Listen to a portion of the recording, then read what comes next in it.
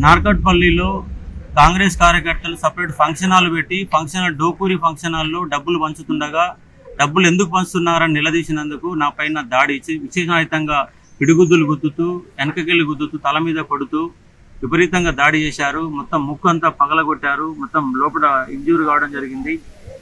అదే మాదిరిగా అమ్మనా బూతులు తిట్టారు. ఇక్కడ ఎందుకు వచ్చారంటే ఎంత ప్రజాస్వామ్యంలో అధికారంలో ఉన్న కాంగ్రెస్ పార్టీ డబ్బులు పంచుతూ ఓడిపోతున్న భయంతో డబ్బులు పంచుతూ ఒక అశోక్ సార్ పైన దాడి చేశారు.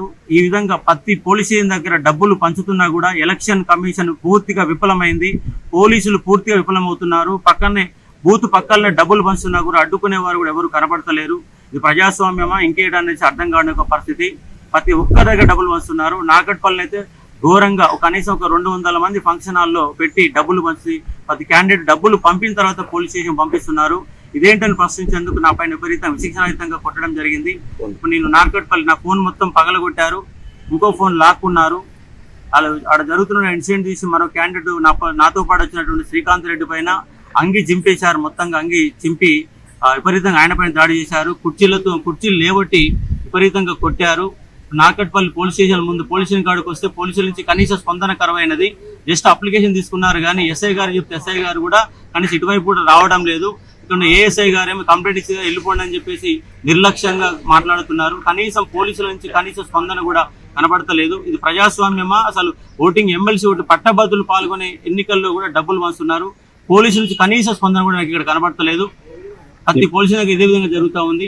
పట్టించుకోవడం వల్ల నేను ఎమ్మెల్సీ క్యాండిడేట్ ని అశోక్ కుమార్ స్వతంత్ర అభ్యర్థిగా పోటీ చేస్తున్న నేను నా పైన విచక్షణరహితంగా దాడి చేయడం జరిగింది.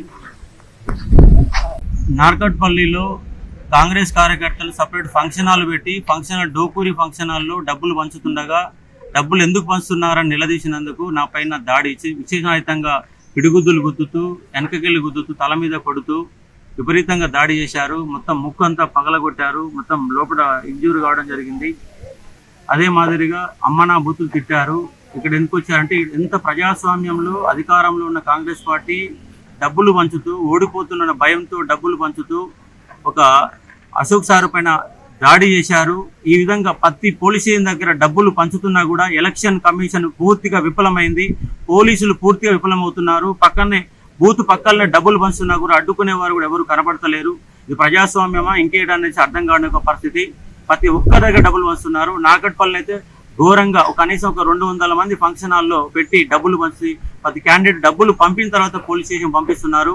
ఇదేంటని ప్రశ్నించేందుకు నా పైన విపరీతం విశిక్షణాయుతంగా కొట్టడం జరిగింది. ఇప్పుడు నేను నార్కట్పల్లి నా ఫోన్ మొత్తం పగలగొట్టారు. ఇంకో ఫోన్ లాక్కున్నారు. ఆడ జరుగుతున్న ఇన్సిడెంట్ తీసి మరో క్యాండిడేట్ నాతో పాటు వచ్చినటువంటి శ్రీకాంత్ రెడ్డి పైన అంగి చింపేశారు. మొత్తంగా అంగి చింపి విపరీతంగా ఆయన పైన దాడి చేశారు. కుర్చీలు లేవట్టి విపరీతంగా కొట్టారు. నార్కట్పల్లి పోలీస్ స్టేషన్ ముందు పోలీస్ స్టేషన్ కాడికి వస్తే పోలీసుల నుంచి కనీస స్పందన కరవైనది. జస్ట్ అప్లికేషన్ తీసుకున్నారు కానీ ఎస్ఐ గారు చెప్తే ఎస్ఐ గారు కూడా కనీసం ఇటువైపు కూడా రావడం లేదు. ఇక్కడ ఏఎస్ఐ గారేమో కంప్లైంట్ ఇచ్చి వెళ్ళిపోండి అని చెప్పేసి నిర్లక్ష్యంగా మాట్లాడుతున్నారు. కనీసం పోలీసుల నుంచి కనీస స్పందన కూడా కనబడతలేదు. ఇది ప్రజాస్వామ్యమా? అసలు ఓటింగ్ ఎమ్మెల్సీ ఓటు పట్టభద్రులు పాల్గొనే ఎన్నికల్లో కూడా డబ్బులు పంచుతున్నారు. పోలీసుల నుంచి కనీస స్పందన కూడా నాకు ఇక్కడ కనబడతలేదు. ప్రతి పోలీసులకు ఇదే విధంగా జరుగుతూ ఉంది. పట్టించుకోవడం వల్ల నేను ఎమ్మెల్సీ క్యాండిడేట్ ని అశోక్ కుమార్ స్వతంత్ర అభ్యర్థిగా పోటీ చేస్తున్న నేను నా పైన విచక్షణరహితంగా దాడి చేయడం జరిగింది.